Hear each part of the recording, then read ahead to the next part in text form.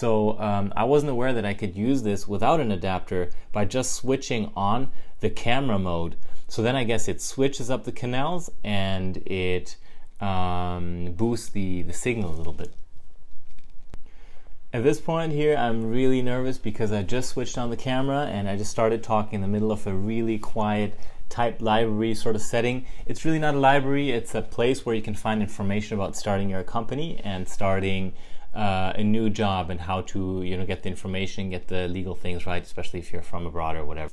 But I wasn't going to ask the guy if I could record because I was already leaving. Like, if they really wanted to ask me to leave, I was already on my way out anyway. So that made it a little bit easier to get into the habit of vlogging around people, which is really strange. You probably think this is the most normal thing, but go and try it.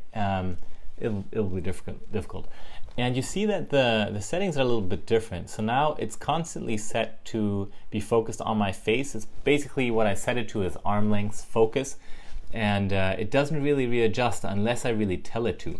So that makes it really nice because the background is a little blurred out, focuses on my face. Just the shakiness is absolutely terrible, and I have to figure something out about this if I want to be walking around. And the reason is that there's some mount. It's easier to hand hold it so that it doesn't shake around. And here you can see, like if you want to, you can focus on the background. You just basically have to tap the screen. And then as you focus it back on yourself, it does recognize your face. You just have to let it, tap it so it does focus back on it, which is really cool. It's really simple. So you have the screen to look at.